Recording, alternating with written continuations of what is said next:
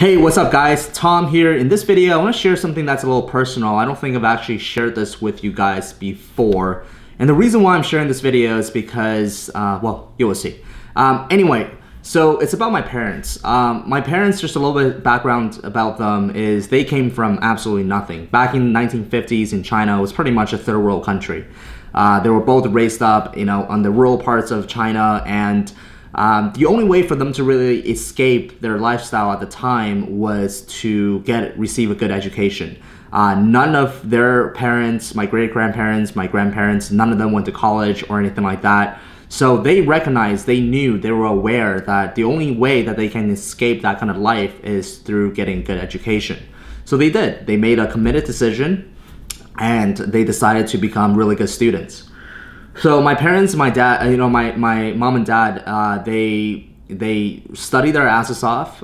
They got really good grades. In fact, my dad was just one of the best in the province, according to him. But basically, that allowed them to go enroll into really good university with scholarships, and then from there, they were able to both get really good jobs. My mom was a professor in the accounting department in China. My dad was a mechanical engineer working for a engineering firm.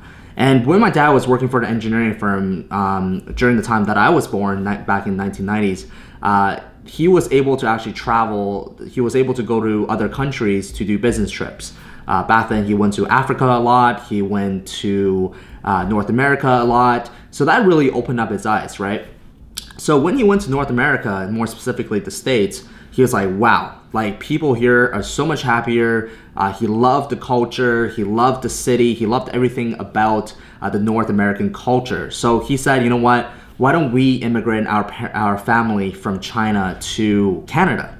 So at first we wanted to go to LA, but apparently immigration was a little bit more expensive and harder to get to. But regardless, we ended up in Vancouver. So in 2001 is when I got into Vancouver, and my mom has never been to any part in North America ever before. So when she got here, she left everything behind. She left her really good paying job. She left her parents, family, friends, and basically just came here to do sacrifice for, I guess, like live a better life. At the end of the day, obviously they want a better life for me as well. So they got here and we had a lot of trouble, putting food on the table because my mom was a professor, but she obviously couldn't teach accounting here at a university. You need to go through degrees for that. You need to speak English for that, which she did not. My dad obviously couldn't work for an engineering firm because you have to get recertified again. That was going to take 3 to 4 years of school. So he just picked up a random job and my mom had to do something. So my mom basically worked 3 jobs. She worked as a dishwasher. She worked as a tutor. She worked as a babysitter, right? All these different types of jobs where it doesn't really require too much education or anything like that. Tutoring, she was helping we met some church friends and stuff like that. She was helping their kids tutoring Mandarin because she taught in China. So, the reason why I'm sharing this story with you is because they basically did whatever it took. My mom worked 3 jobs. In the evening, she worked a job as a dishwasher, washing dishes.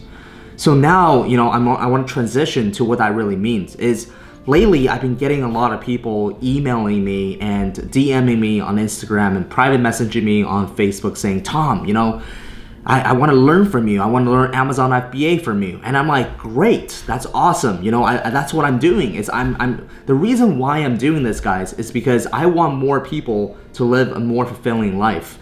I came from absolutely nothing as well. Nothing was handed off to me and I struggled quite a bit. In fact, I'm thinking about doing a video with all my failures. Let me know in the comment section if you want to see that and I'll get one done because I've endured a lot of failures up to this point in my life.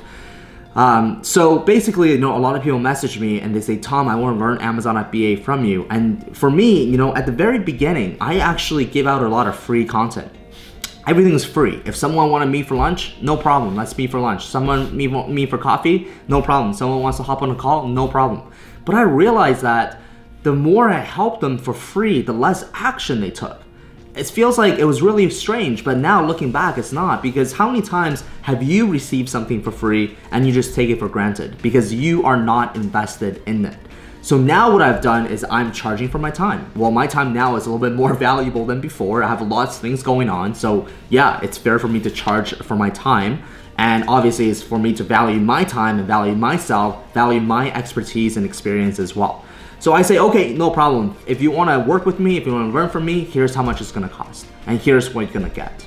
And they're like, oh, you know, they're usually young guys, right? Like, oh no, it's too much, you know, like, can you do half of that? Like, why do you charge so much? Like, what's going on here?